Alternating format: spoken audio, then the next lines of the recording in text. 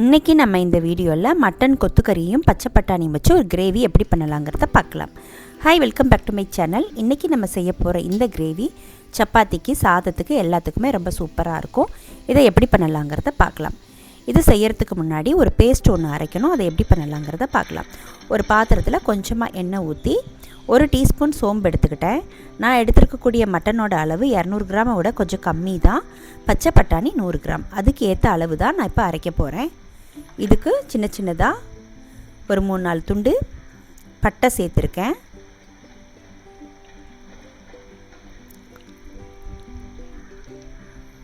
ஒரு 3 கிராம்பு சேர்த்துக்கிட்டேன். கொஞ்சமாக கொத்தமல்லி சேர்த்துக்கிட்டேன். ஏன்னா பொடியும் வேறு சேர்க்க போகிறேன், அதனால் கொஞ்சமாக தான் சேர்த்துருக்கேன். 2 ஏலக்காய். இது நல்லா பொரிஞ்சோன்னா அடுப்பை ஆஃப் பண்ணிவிட்டு இதுக்கு தேவையான இஞ்சியும் ஒரு சின்ன சின்னதாக 2 துண்டு, பூண்டு கொஞ்சம் சேர்த்துக்கிட்டேன். இப்போ இதை அரைச்சி தனியாக பேஸ்ட்டாக எடுத்து வச்சுக்கலாம். இப்போ நான் ஒரு குக்கரில் எண்ணெய் ஊற்றிக்கிட்டேன். எண்ணெய் ஊற்றிட்டு கொஞ்சமாக சோம்பு போட்டுக்கிறேன். ஏற்கனவே நிறைய சோம்பு போட்டோம், அவசியம் இல்லை, அதனால் நான் கொஞ்சம் போட்டிருக்கேன். இப்போ ஒரு கை நிறைய சின்ன வெங்காயத்தை 2ஆக கட் பண்ணி 2-3 கட் பண்ணி நான் அதில் சேர்த்துக்கிட்டேன். சின்ன வெங்காயம் ஓரளவு வதங்கட்டும், இதுக்கு தக்காளி சேர்க்க அவசியம் இல்லை. இப்போ சின்ன வெங்காயம் வதங்கினதுக்கப்புறம் கொத்துக்கறியை நல்லா கழுவிட்டு நான் அதில் சேர்த்துக்கிட்டேன். இப்போது இந்த கொத்துக்கறி தனித்தனியாக பிரிஞ்சு வர்ற அளவுக்கு நல்லா வதக்கி எடுத்துக்கணும்.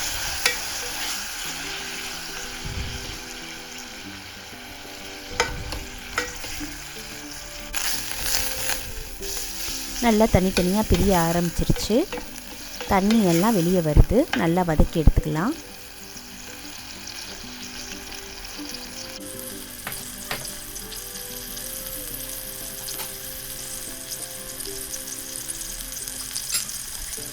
இப்போ ஓரளவு நல்லா வதங்கி வந்துருச்சு. இதுக்கு மசாலா என்னென்ன சேர்க்கலான்னு பார்க்கலாம். காரத்துக்கு தேவையான அளவு மிளகாய்த்தூள், கொஞ்சமாக மஞ்சள் தூள்,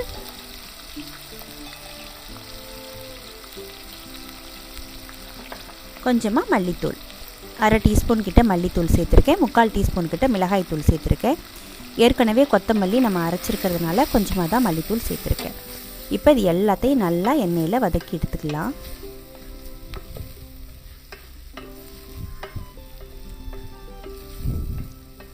இது நல்லா வதங்கினதுக்கப்புறம் நம்ம அரைச்சி வச்ச பேஸ்ட்டையும் நம்ம அது கூட சேர்த்துக்கலாம். முதல்ல வதக்கி அரைச்சோம் இல்லையா, அந்த பொடி, இஞ்சி, பூண்டு, சோம்பு, பட்டை, கிராம்பு, ஏலக்காய், இதை நல்லா நம்ம வதக்கி எடுத்துக்கலாம்.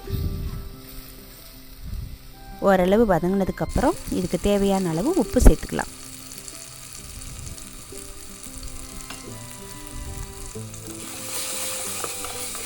இப்போ எல்லாத்தையும் நல்லா கிளறி எடுத்துக்கலாம்.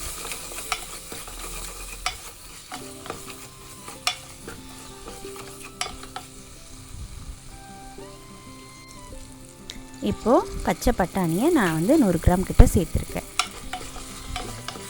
இந்த பச்சை பட்டாணி போன வருஷம் நான் வாங்கி ஃப்ரீசரில் வச்சுருந்த பட்டாணி. சீசன் கிடைக்கும் போது நான் ஃப்ரீசரில் வாங்கி வச்சேன்னா 1 வருஷம் ஆனாலும் அது அப்படியே இருக்கும். இப்போது ஓரளவு தண்ணி ஊற்றிட்டு குக்கரை மூடி ஒரு 2 விசில் வரைக்கும் நம்ம எடுத்துக்கலாம். இப்போது 2 விசில் ஆயிடுச்சு. இப்போ எப்படி குக் ஆகிருக்குன்னு பார்க்கலாம்.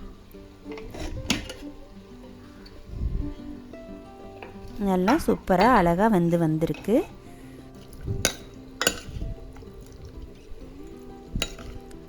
இது இன்னும் கொஞ்சம் கெட்டியாகணும்னு சொல்லி நான் அடுப்பில் கொஞ்சம் நேரம் லோ ஃப்ளேமில் வச்சுருக்கேன். இப்போ இது ரெடியாக போகுது. நான் கொத்தமல்லி தலையை பொடி பொடியாக கட் பண்ணி நான் சேர்த்துக்கிறேன். இதை நம்ம தோசையில் கூட, கறி தோசையாக கூட இந்த கிரேவியை ஊற்றி செஞ்சு சாப்பிட்லாம். ரொம்ப நல்லாயிருக்கும். நான் அதை தனி வீடியோ ஒன்று தனியாக போடுறேன். இப்போ இந்த கிரேவி ரெடி ஆயிருச்சு. ரொம்ப நல்லா இருந்தது இந்த கிரேவி. கண்டிப்பாக நீங்கள் இதை ட்ரை பண்ணி பாருங்கள். இது சாதத்தில் அப்படியே கூட பிசைஞ்சு சாப்பிட்லாம், இல்லை டிஃபன் வெரைட்டிக்கும் இதை யூஸ் பண்ணிக்கலாம். ரொம்ப நல்லாயிருக்கும். இதை கண்டிப்பாக ட்ரை பண்ணி பாருங்கள். எப்படி இருந்ததுன்னு கமெண்ட் பண்ணுங்கள், லைக் பண்ணுங்கள், ஷேர் பண்ணுங்கள், சப்ஸ்கிரைப் பண்ணுங்கள். தேங்க்யூ.